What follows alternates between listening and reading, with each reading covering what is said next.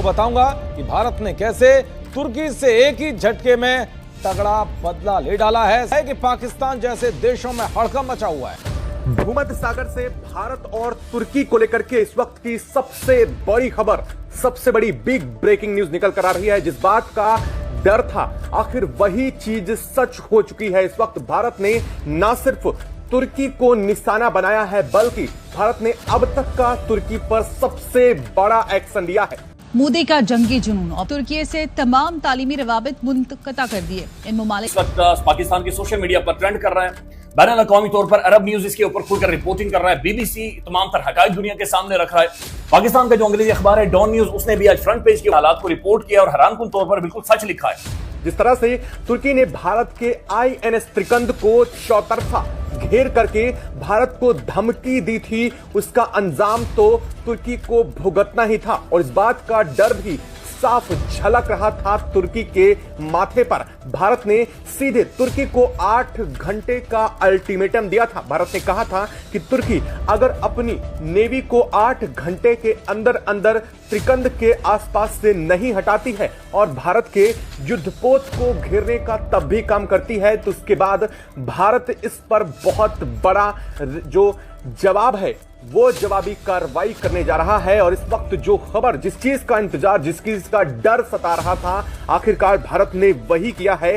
भारत ने तुर्की की सबसे बड़ी ऊर्जा केंद्र को ही निशाना बनाते हुए इस वक्त ध्वस्त करने का काम कर दिया है। और इस वक्त जो खबर सामने आ रही है वो इसी के आगे सबसे अहम खबर बन चुकी है, क्योंकि भारत ने इस वक्त तुर्की की भूमध्य सागर में मौजूद सबसे बड़ी ऊर्जा क्षेत्र की लाइन को ध्वस्त कर दिया है। भारत ने एक के बाद एक कई मिसाइलों से निशाने बनाते हुए इस वक्त गैस लाइन को तबाह करने का काम किया है। इसका इस वक्त पूरी खबर, क्या पूरी अपडेट सामने रही है और भारत ने किस तरह से इस गैस लाइन को ध्वस्त किया है और इसको ध्वस्त करके भारत ने तुर्की पर सबसे बड़ी चोट कर दी है। अगर यूं कहें कि तुर्की के सबसे बड़े एनर्जी सेक्टर को ही भारत ने अपने हाथों में इस वक्त ले लिया है, तो बिल्कुल सही बात कही जा रही है। अली साहब, असल तो अभी करना है, ये तो प्रैक्टिस थी। सबके बाद अभी भी लगता है कि मोदी के सर पर जंगी जुनून सवार है।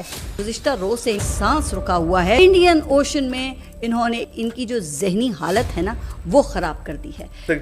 वजह से अब तुर्की पूरी तरह से बौखला चुका है। तो इस वक्त भारत ने न सिर्फ अब तुर्की को रिटेलिएट करने की तैयारी पूरी कर ली है, बल्कि भारतीय युद्धपोतों ने चौतरफा तुर्की को घेर लिया है। हाल ये बन चुका है कि भारत न सिर्फ मेडिटेरियन सी में बल्कि रेड सी से लेकर के ब्लैक सी तक अपनी पहुंच इस वक्त बना चुका है।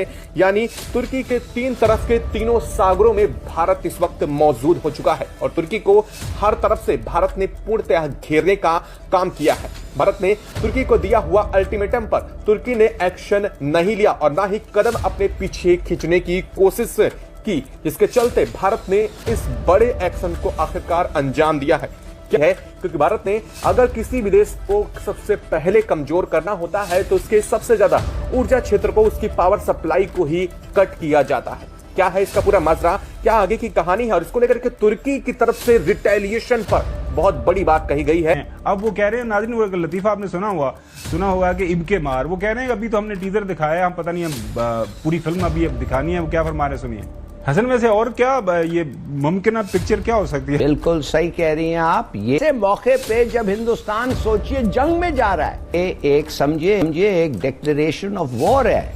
ये कह रहा है कि हमने प्रैक्टिस कर लिया है, अब इस दफे या अगली दफे मुझे नहीं पता, मगर सोचिए तो सही कि ये जो कर रहा है मोदी ये गलत है। तो बिल्कुल ठीक लिखा है। नहीं तो पाकिस्तान का जो घटिया टेलीविजन मीडिया है ये बिल्कुल यानी ये प्रोपेगेंडिस्ट है, ये फ्रॉड। इस तरह की रिपोर्टिंग के ऊपर ये रिपोर्टिंग नहीं आना रही, ये घटियापन है, ये सोलतकारी है, ये एक फ्रॉड है जो कि पाकिस्तानी मीडिया कर रहा है। यानी बिल्कुल बार बार उनके मुंह से क्या नाकाम होगी। इस वक्त नाज़रीन अंदर गुज़श्ता 48 घंटों से इस रीजन की सबसे बड़ी रेजिस्टेंस है। गोलियां, मैसिव डेमोन्स्ट्रेशन है। उनका एक रिटायर्ड जनरल ने अभी तकरीर किया है, उसने कहा यह है कि अगर हमारे खिलाफ जिधर भी एक्शन होता है तो हम उधर जाएंगे और उनको बॉम्ब करेंगे जिधर से ये एमिनेट किया, जिधर से ये निकला है, ये जो प्लानिंग और डायरेक्शन है। तो मैं सोचता हूं कि अगले दफे अगर बलूचिस्तान में और या पाकिस्तान में कोई ऐसा मैस मर्डर हो तो हम तो जाके सीधा दिल्ली में दोवाल के दफ्तर को बॉम्ब कर देना चाहिए। माने हमें भी तो वही एक्सेप्ट करना चाहिए ना, वो कि ये जो कह रहे हैं तो क्या। डॉक्टर कमर चीमा साहब, मुझे जरा थोड़ा सा इंटरनेशनल कवानीन को सामने रखते हुए ये बताइएगा, रिसेंट जो दुनिया की तारीख है वहां पे कोई ऐसा वाकया हुआ है कि ये कहानी पाकिस्तान से शुरू हुई, जहां एक सरहदी झड़प ने भारत और तुर्की ने खुल के पाकिस्तान का साथ दिया, जैसे माजी में भी किया था।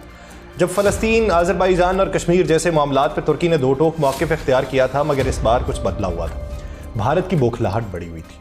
उसने तुर्की पर मिसाइल हमले की धमकी दी है, जैसे जंग सिर्फ एक बटन दबाने की देर पे हो। इस मंजरनामे में तुर्की ना सिर्फ पाकिस्तान का इत्तेहादी है बल्कि एक नेटो रुकन भी।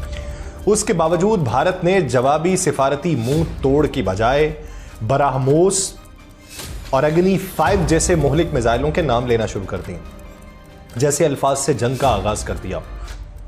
जी देखिए, पहली बात तो यह है कि इसको बोलते हैं एक स्ट्रेटेजिक एरोगेंस है इंडिया के अपरेटस के अंदर, जो उनकी खास तौर पे पॉलिटिकल सतह पे नजर आती है, पॉलिटिकल लीडरशिप में नजर आती थी, और वो फिर उनके मीडिया के जरिए ट्रांसलेट होकर उनकी आवाम तक पहुंची। ये एरोगेंस है कि जनाब अमेरिका हमारे साथ है, हमारे और फिर वेस्ट हमारे साथ है, हमारी बायलैटरल मल्टीलैटरल डिप्लोमेसी बड़ी कामयाब है, हम दुनिया के बड़े बड़े प्लेटफॉर्म्स यानी क्वाड, I2U2 के हम हिस्सा हैं, हम जो है वो मुसलसल इंगेजमेंट्स कर रहे हैं। ये एक एरोगेंस थी। फिर जो मिलिट्री हार्डवेयर खरीदा उसको डिस्प्ले किया, लोगों को बताया कि अब तो हमारे पास जो मर्जी है हम जिसको मर्जी दबा दें और जो मर्जी कर लें। उनको इस चीज का पता नहीं है कि बांग्लादेश में भी इंडिया आउट कैंपेन्स थी, मालदीव में भी, श्रीलंका में इंडिया आउट कैंपेन इलेक्शन का हिस्सा नहीं है। सो ये जो इनकी एरोगेंस है, मैं समझता हूं कि ये इनको और अपने आप को समझते ऑपरेट कर रहे हैं जैसे ये अमेरिका की तरह है या बड़े वेस्टर्न मुल्कों की तरह है कि जो किसी अफ्रीकन नेशन में हमला करेंगे और कहेंगे हमने वहां पे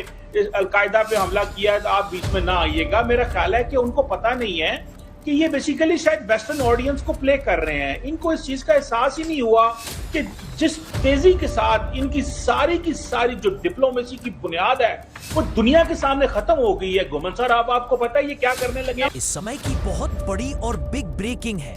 कल हम सबने देखा कि भारत ने ब्रह्मोस सागर किस तरीके से तुर्की के युद्धपोत को उड़ा दिया था, और आज दोस्तों भारत ने तुर्की के समुद्र की सबसे बड़ी गैस पाइपलाइन को भारत ने उड़ा दिया है। ये खबर दोस्तों कोई फेक खबर नहीं है, बल्कि आप इस खबर को कहीं भी जाकर चेक कर सकते हैं। दरअसल भारत और ग्रीस के बीच युद्ध अभ्यास चल रहा है। जब भारत अपने जहाज लेकर स्कंद को लेकर पहुंचा, ग्रीस तुर्की का जो समुद्र रेखा है उससे भारत लगभग 15 से 20 किलोमीटर नॉटिकल माइल की दूरी पर था। लेकिन दोस्तों तुर्की के जो उधर नेवी वाले थे बार बार भारत को सिग्नल भेज रहे थे, भारतीय को भारत को धमकी लगा रहे थे, और ये दोस्तों कोई एक दिन से नहीं चल रहा है बल्कि 2-3 दिन से चल रहा है। भारत लगातार इग्नोर कर रहा था, लेकिन दोस्तों जो तुर्की ने लिमिट क्रॉस की तो भारत ने भी पहले ब्रह्मोस से उड़ाया, और अब तुर्की की सबसे बड़ी भूमध्य सागर की गैस पाइपलाइन को भारत ने उड़ा दिया है। दोस्तों तुर्की हो या फिर पाकिस्तान, दोनों भड़क गए हैं, क्योंकि दोनों एक थाली के चट्टे बट्टे हैं। कह रहे हैं कि हम भी रिट करेंगे।